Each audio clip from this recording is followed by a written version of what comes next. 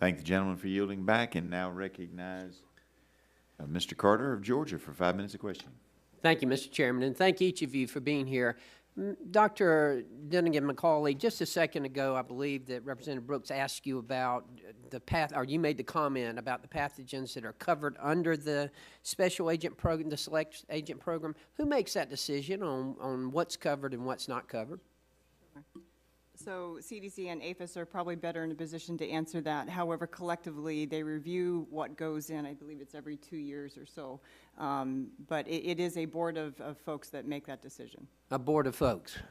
Experts in the field, APHIS and CDC collectively. Dr. Edwin, you want to expound on that? Are we talking about the review of the? No, I'm talking about the board that makes that decision on what's in the select agent program and what's not in it. Oh, so the biennial review, we call that process the biennial review. Right. It is a group of individuals from various government agencies.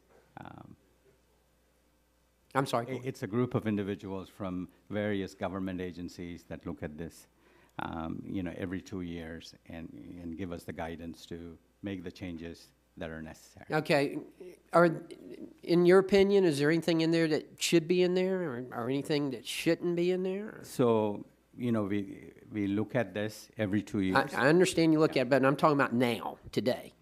I think that there are some agents that probably we need to relook at, but we're approaching that with the committees. And, When's the next time it'll be up? it will be in a year and a half.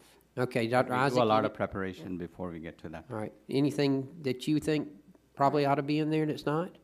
We published a regulation this year, and we will start our review process on the select agent list. We did receive some recommendations from our scientists, scientific experts who assess the list of select agents and make recommendations for removal or addition. And in our last published, in this last published rule, we elected not to remove any agents based on some concerns regarding security and policy issues. So we will, this coming year, we will be doing that assessment again and working through not only our subject matter panel experts, scientific experts that we work with, but also interagency experts. Okay. Anything, Doctor, that you think? No, I think that the point that GAO has made in the past is that our oversight of pathogens in general, pathogens and toxins, Right. is not comprehensive. And Okay. that is not the same with other countries. All right. I want to go something real quick, and that is the incident reporting forms. From what I understand, between 2003 and 2015, there's a little bit of controversy as to exactly how many incidents we had. I think it was reported we had 10, and then they identified 11 more. And then I believe that GAO made the recommendation that we improved the incident reporting forms. And I'm just wondering, have we done that? How's that progressing? How are we doing? So we have made the changes. One of the significant changes is now if there is an inactivation failure, it can be formally reported to the program, which was not part of that form. It's just 2 weeks ago, it was approved by the OMB, and we have that in place. So you have it in place and it's working now. Just out of curiosity, because there was a little bit of confusion as to how many incidents actually took place between that time frame, between 2003 and 2015, it was either 10 or 21, which there's a big difference between those. You believe it was 21. Since that time, how many have we had? Do you have any idea? Since 2015, how many incidents have we had? GAO reported that we had 21 incidents of inactivation, and it was the Form 3. We have not done work to understand how many more may have occurred since then. Since that time you came up with the 21? Correct. Okay.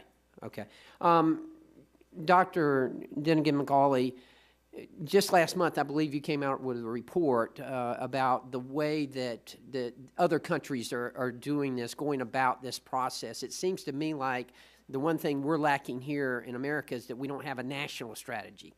Did we learn anything from other countries? I believe you looked at Great Britain and maybe Canada. Are they doing things that we need to be doing, or? Yes, we did actually. We looked at a variety of different countries, and they have very different approaches that are outlined in our report. And for example, as I mentioned, Great Britain has a separate entity that oversees it. It's similar to an OSHA, but with much more teeth, and they oversee the safety and security of a variety of different fields. So yes, we do outline many options. So we need to be, are you going to make those as recommendations that we need to be following?